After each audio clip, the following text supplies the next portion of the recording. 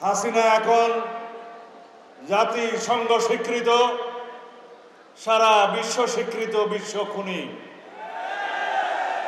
মানবাধিকার লঙ্ঘনকারী, বিশ্বের ঘৃণিত ফ্যাসিস্ট শাসক। হাসিনা সম্পর্কে বাংলাদেশের মানুষের আর কোনো সনদ দিতে হবে না, সারা বিশ্ব তাকে সেই সনদ দিয়েছে।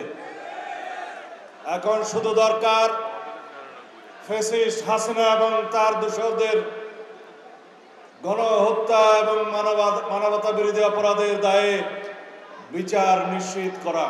আমরা দেখতে পেলাম রাষ্ট্রে একটা নৈরাজ্যকর পরিস্থিতির সৃষ্টি হচ্ছে এবং কেউ কেউ বলতে শোনা যাচ্ছে সেই আইন শৃঙ্খলা এবং নৈরাজ্যকর পরিস্থিতির পিছনে ফ্যাসিস্ট হাসিনার যেমন ষড়যন্ত্র আছে, তেমনি আপনার প্রফেসর ইউনূস সাহেব আপনার সরকারেও বসে আছে এই ফ্যাসিস্ট হাসিনার দূষর। আপনার উপদেষ্টা পরিষদে যারা অবস্থান করছে হাসিনার ফ্যাসিস্ট দূষররা, তাদেরকে বাদ দিতে হবে। সরকারের প্রশাসনে, আমলাতন্ত্রে, সব প্রশাসনের সর্বস্তরে হাসিনার দূষররা বসে আছে, সেই দূষরদেরকে আপনার বাদ দিতে হবে, দূষর মুক্ত করতে হবে আপনার সর্বস্তরের প্রশাসনকে।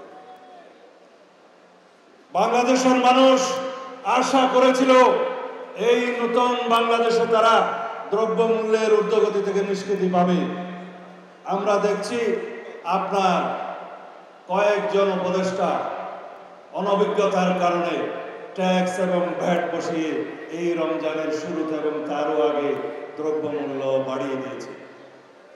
সুতরাং যেভাবে পারেন বাজারের সরবরাহ বাড়ান, চাহিদা বেশি, সরবরাহ বাড়াতে হবে, ট্যাক্স ভ্যাট কমাতে হবে, জনগণের ক্রয় সীমার মধ্যে আপনার দ্রব্যমূল্যকে রাখতে হবে। এটা জনগণের দাবি, আমাদের দাবি।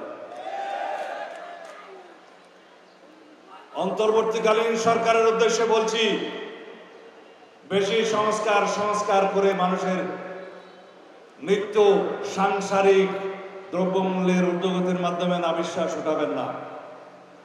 মানুষ সংস্কারের চাইতে সংসারকে বেশি বুঝে। মানুষকে স্বস্তি দিন।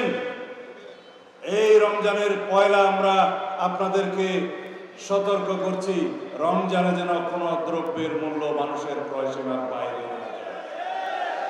আইন শৃঙ্খলা পরিস্থিতি কঠোর হস্তে দমন করুন। ফ্যাসিস্ট হাসিনা এবং তার দূষরদের মুক্ত করুন প্রশাসনের সর্বস্তর থেকে, উপদেষ্টা পরিষদ থেকেও। আমরা বলতে চাই, বাংলাদেশের সমস্ত জায়গায় আপনারা যেভাবে পারেন আইন শৃঙ্খলা বাহিনীর সমস্ত সদস্যদেরকে সক্রিয় করে সমস্ত যারা সন্ত্রাসী ফ্যাসিস্ট হাসিনার বিভিন্ন সংগঠনের লোকজন বিভিন্ন জায়গায় লুকিয়ে আছে, যারা ষড়যন্ত্র করছে বাংলাদেশে অস্থিতিশীলতা সৃষ্টি করার জন্য, তাদেরকে আইনের আওতায় নিয়ে আসুন, বিচারের আওতায় নিয়ে আসুন, মানুষকে স্বস্তি দিন।